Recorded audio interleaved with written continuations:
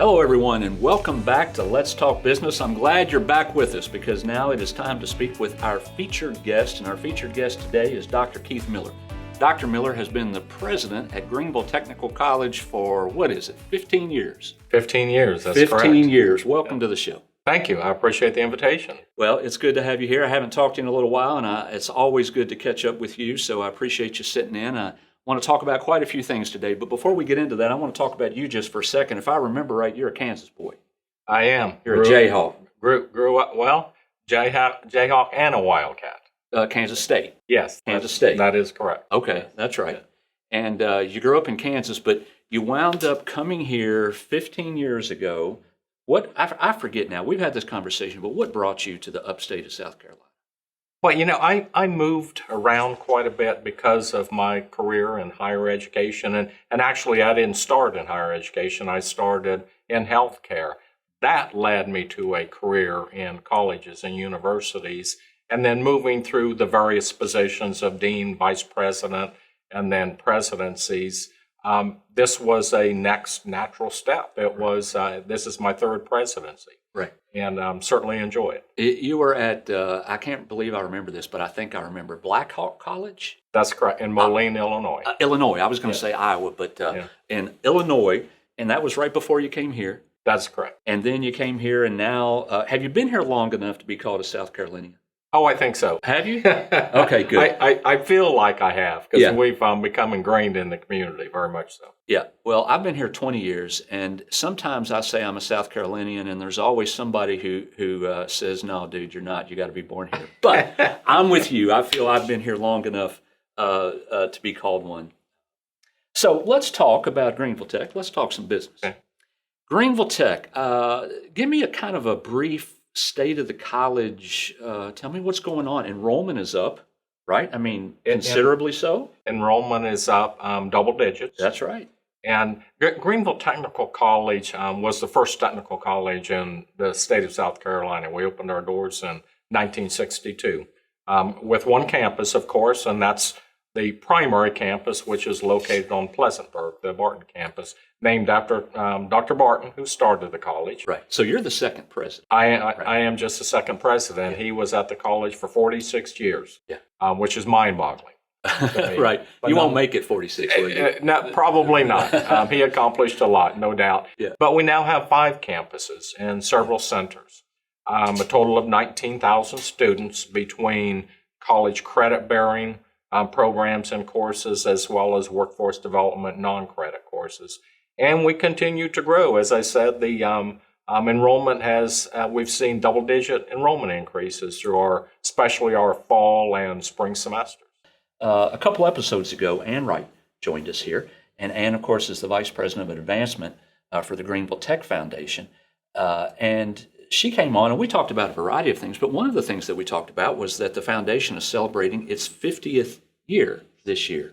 Tell us about the foundation just a little bit. The Greenville Technical College Foundation is absolutely crucial to the success of the college, and therefore many students. Many students would not be able to not only not enter a college, many times would not be able to continue their education because of some difficulties that they may face in their personal or family life. And the foundation steps in to help support that. But, they do that because they've created a lot of friends and supporters throughout Greenville County that believe in the mission of Greenville Technical College, that believe in the mission of Greenville Technical College Foundation, which is to support students. And so the foundation has done an excellent job of bringing those supporters together to help direct their efforts and their giving to help support the students. So there's absolutely no doubt that we would not be serving the size of student body that we are without the assistance of the Greenville Tech Foundation. So I certainly appreciate everything that they've done. Keith, congratulations are in order. A couple months ago, you were awarded with the Order of the Palmetto. Thank you. You are very welcome. That is South Carolina's highest civilian honor. I believe that the Order of the Palmetto was started back in the early 70s, 1971, I believe. And the governor at that point was John West, I think. I think you're correct. And Governor West started this, and in that time, so like we're talking 50 some years ago, there have only been a few thousand people over the course of 50 years that have received this, and so it's a big deal. I feel like I'm talking to a really important dude right here, right? But seriously, congratulations. And I think there were probably quite a few things that led to you receiving this. But one of those things that has to be high up on your resume, and that would have had to have been high up on the list of things that the powers that be were looking at when they decided that Dr. Keith Miller should be bestowed this honor, was the creation of CMI, the Center for Manufacturing of Innovation. For the folks who don't know about that, tell our readers and our listeners a little bit, our viewers and listeners, a little bit about what that is and what it does. Certainly. The Center for Manufacturing Innovation, first of all, is located next to ICAR, the International Center for Automotive Research. And it came about as a result of, as we were coming out of the recession, 2009, 2010, 2011, somewhere around in there. And of course, that's when business started to pick up again for our local manufacturers. And therefore, they needed more trained technicians. Rapidly, they needed more trained technicians. And it was obvious that we, Greenville Technical College, needed a new approach to how we train and educate those new technicians for them. I remember telling the governing board, my board at the college at the time, is, we could have easily just built an addition to an existing facility and expanded our program, but I don't think that would have fully addressed the need of our local employers. So we stepped back, and actually we took a lot of time having conversations with the employers and with potential students to identify the barriers that were there, to identify how to turn the whole ship around, you might say, and to provide an education in various aspects of manufacturing differently than has been provided before, whether it's at Greenville Technical College or anywhere else. That's what really led to the creation of the Center for Manufacturing Innovation. And what's interesting is, people often ask me about the challenge to build the physical structure. And that really wasn't the challenge. The challenge was, how do we create the service that's going to exist within the physical structure and change that service to better address the needs of our local employers? And so that took a number of years to do that. But thanks to a lot of partners, we were successful in making that happen. Yeah, you certainly were. I have been out there many times, and it's a beautiful facility. All kinds of, there are places, for the folks who haven't seen it, students can come in and get hands-on experience in a variety of ways. I don't know if you've still got them, but there used to be a whole bank of 3D printers and stuff out there that people could train on and that type of thing. So you can actually have classes here, number of office spaces, just multi-purpose, right? Very much so. It was really designed to do several different things. One of them was to replicate a modern manufacturing environment, because we know, especially for the younger individual just right out of high school, there's still a little bit of this perception of manufacturing being kind of the old dirty shop floor. That's right. Not being full of robots, not being full of computers, et cetera, et cetera. But of course it is right now. It's full of robots, it's full of computers, and so is CMI. So we've replicated that shop floor, and we bring thousands and thousands of students through there on an annual basis from South Carolina, from other states. We've even had some internationally tour CMI. And our intent, number one, was to absolutely impress them, because we need to change the mindset of the young individual and impress upon them about that there are very productive careers in manufacturing, in many different aspects of manufacturing. And so that was one of our goals, to impress the individual. And then also, we know that the individual that's 40, 50 years old, that's been in the workforce, some other aspect of the workforce, many times has a desire to switch things up you might say, and get into a different career, a higher paying career. And we deal with a lot of those individuals. So how do you create that service and that program that's conducive to the individual that maybe has been to college in some other profession, but now wants to go back, but yet has family responsibilities, still has to continue to work because they have a family. So how do we structure our services so they can continue that as well as learn a new career? And I think we've been successful in doing that as well. You hit on what I think is the most important aspect of the CMI, and that is because it allows people, as you say, to get their hands on something and see something in reality. Because, as you said, and I always say it this way, this ain't your daddy's manufacturing anymore, right? That's right. We have workforce issues in manufacturing, just like, there's constant workforce development type issues that we need to overcome. But we have workforce issues in manufacturing. And a lot of it is related toward a stigma that continues to exist that really has no business existing anymore. And I think that the Center for Manufacturing Innovation allowed folks to take a big step toward correcting that, even though it's an uphill battle because it takes a while to get rid of that stigma. Yeah. It does, and I won't say that we've completely filled all the need that is out there in the manufacturing sector. We have not, but we continue to work towards that goal. One reason is, like I mentioned earlier in the program, our manufacturers are very successful. They keep expanding.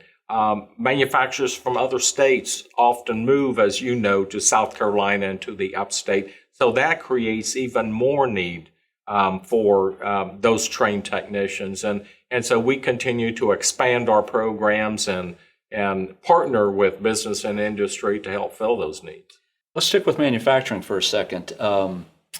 The upstate of South Carolina has become, over the last decade or so, and continues to be one of the biggest up-and-coming advanced manufacturing hubs in the Southeast. Correct. It continues to grow. Now, of course, we can go back to the early 90s when BMW came here, but we're so much more than that now. There are so many folks who follow BMW, suppliers and smaller manufacturing companies, but we're so much more than that.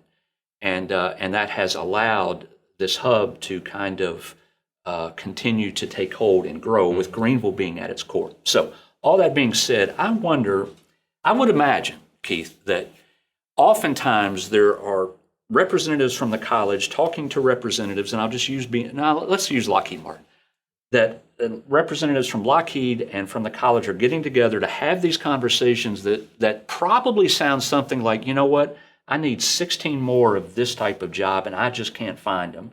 I need 12 more of this type of job and I can't find them. Keith, how can you help us? I would assume those types of conversations are happening all the time. They are absolutely happening all the time. But if you use Lockheed Martin as an example, let me change some of the specifics to give the exact situation. Because as you know, it wasn't that long ago they obtained a contract for the F-16. The way that conversation went is we got the contract for the F-16, Greenville Technical College. We need 300 more trained technicians. Yes. Those are more kind of... Need them yesterday. And yes, absolutely yesterday. But those conversations do happen a lot. And the way they happen is we talk about how we can make that happen in partnership, because the employer, Lockheed Martin in this case, just doesn't say we need 300 more trained technicians and then walk off and leave it up to us to make it happen. Right. It truly does take that partnership. Many times, Lockheed Martin or other employers will pay for the tuition fees and books. And that's a big recruiting device. So that helps us when we go out recruiting students to train in the appropriate program. So those partnerships are absolutely crucial. Keith, I want to continue to talk about two-year schools, community colleges, tech colleges being a seemingly much more palatable option as we go forth for students, and I think for their parents as they help those students decide where they're going to go.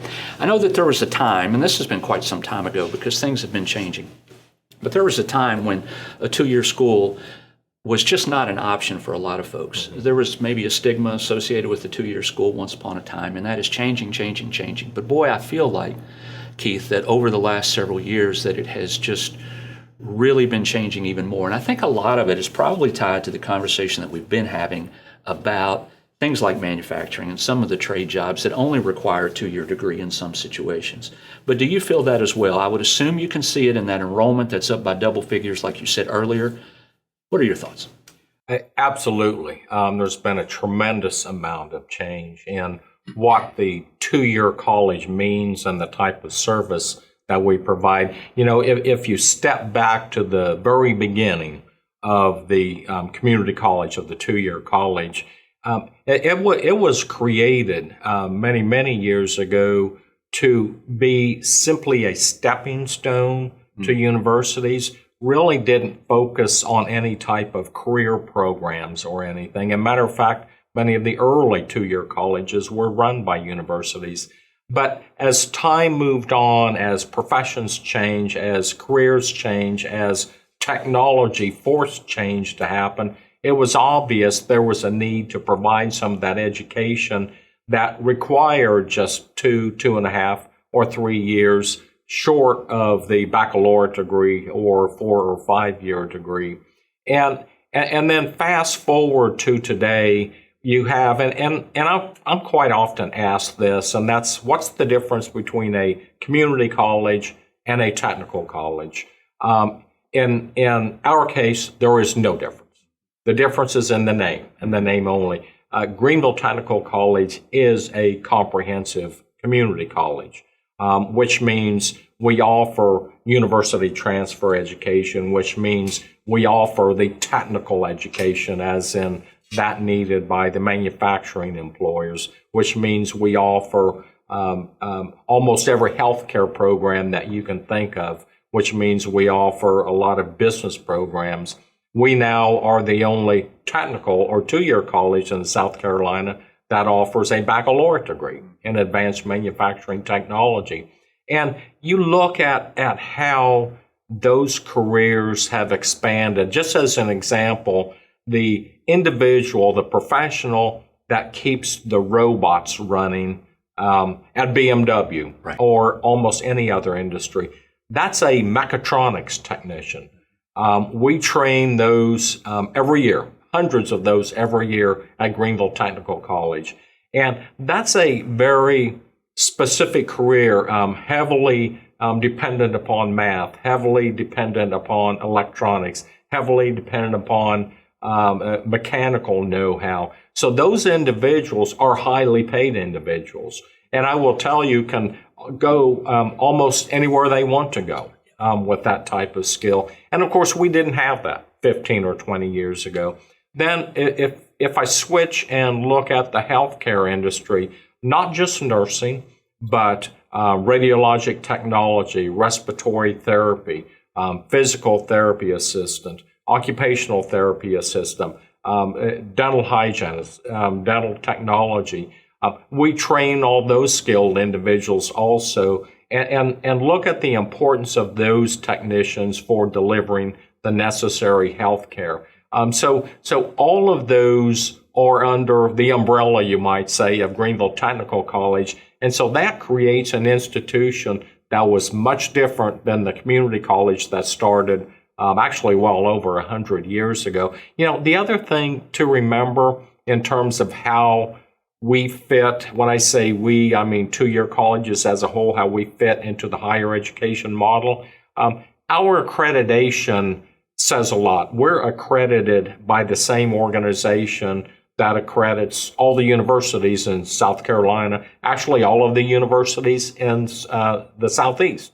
We have exactly the same accreditation. What's required of my faculty is the same thing that's required of faculty at many universities. Of course, there are some exceptions to things like that, but they have to go to an accredited university just like faculty members do at the larger universities. So that's crucial because that is what helps a student's education at two-year colleges and Greenville Technical College to then transfer on to USC, to Clemson, to many other universities. And so that's a level playing field for the students. And, those type of partnerships and relationships haven't always existed. Greenville Technical College currently has 80 transfer agreements with over 80 to 90 universities throughout the Southeast and actually beyond the Southeast, which is saying to the student, you can come here and you can transfer almost anywhere. And we do have a growing number of students that come to us and take 1 year of education at Greenville Technical College, then transfer to a university, or more ideally, get an associate's degree at Greenville Technical College, then transfer to a university. And, that's in addition to those careers. And those careers are intended to have that graduate be employable when they graduate from Greenville Tech. So if you go into our mechatronics program that I mentioned earlier, when you're done, once you graduate from that mechatronics program, you don't have to transfer to a university. You are job ready. Right. When you come out of our nursing program, you're job ready. When you come out of our respiratory therapy program, you're job ready. And the list goes on. Let's switch gears here just a little bit. I'm going to talk about early college. You and I were talking, before we came on air, and you had mentioned the term early college, and at first it didn't resonate with me. I wasn't exactly sure what it was, but I understand it, of course. I just didn't refer to it by that. But it seems like nowadays there is more and more and more early college and dual enrollment opportunities for kids in high school to get a jump start before they ever throw their cap for the first time on graduation day in high school, right?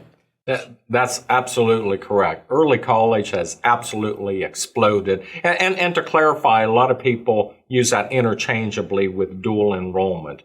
And so to explain a little bit of what both terms mean, it's where a student in high school, usually a junior or senior, most often a senior in high school, takes college courses while they're still in high school. Yeah. It's absolute. That has exploded in South Carolina. It's exploded across the nation, not just South Carolina, but we are certainly a big part of that.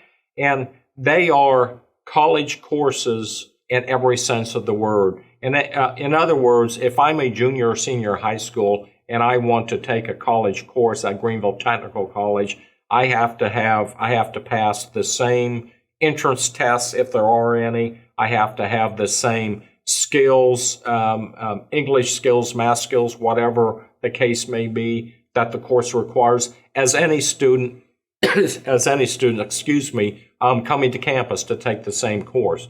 That's absolutely crucial, and it's important that we maintain that. We offer college courses on every high school campus of Greenville County right now, plus on 3 of our 5 campuses, we have 3 charter high schools.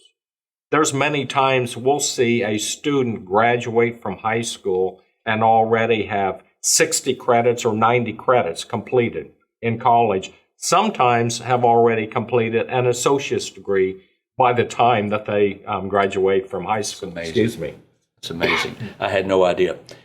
Do you have a feel for how many students might be taking early college classes in terms of a percent or a total? I mean, what are we talking about here? Well over 2,000, and it keeps going up. Over 2,000 in Greenville County? That's correct, because that's our service area, right. Greenville County.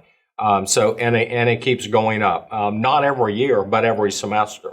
And the prediction is for that to continue to increase. There's another important component of all of this too, and it actually ties into the cost of a higher education, because when those students, take those courses while they're in high school, depending on where they're at, that does not cost that student or that family anything. Greenville County, our partners, Greenville County Schools, through our partnership with them, see the value in that also. And they pay for much of that, if not all of that, tuition, the fees, and the books. So from a financial perspective, for the family of that student, it's absolutely critical. Then when they graduate from high school, if they haven't completed their associate's degree and they come to Greenville Technical College, and let's say they go into mechatronics, again, just use that as an example.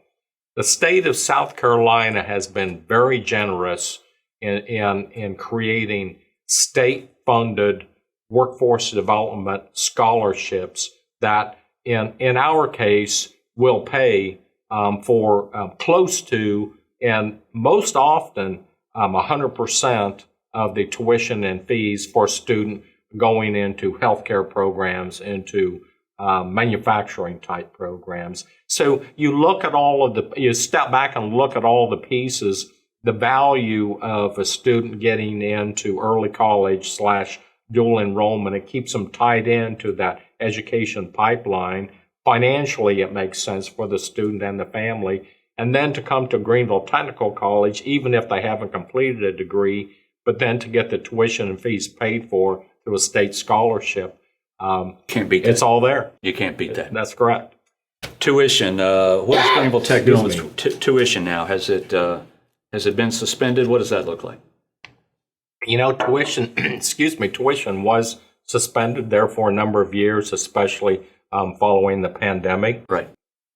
That has changed, and we were allowed to do that. It actually started with an effort of the governor, because he's always been a huge supporter of technical colleges. And he was able to do that because of the availability of some federal dollars. Once those were no longer there, the individual colleges were able to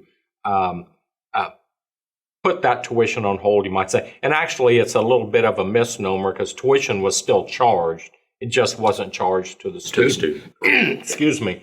So we had local federal dollars that could assist in making that happen. Those dollars are no longer available. However, that's when, as I mentioned earlier, the state stepped in with a scholarship, titled Workforce Development Scholarship. It does the same thing. The tuition is still charged, but that scholarship steps in to pay for that tuition for the student in the vast majority of any of the programs that we have. Keith, really good stuff. I appreciate you joining me. It's an exciting, Greenville Technical College is an exciting place and very dynamic. Yeah, it is, and I always enjoy talking to you. I love Greenville Tech, and you have such a great staff out there, too. I've had 2 or 3 of your folks on the show here, and everyone is extremely knowledgeable, and you've got good folks there, so good job. Folks, that is Dr. Keith Miller. He is the president at Greenville Technical College, and we appreciate him joining us, but we have not finished yet. Don't go anywhere. We'll be back in 30 seconds.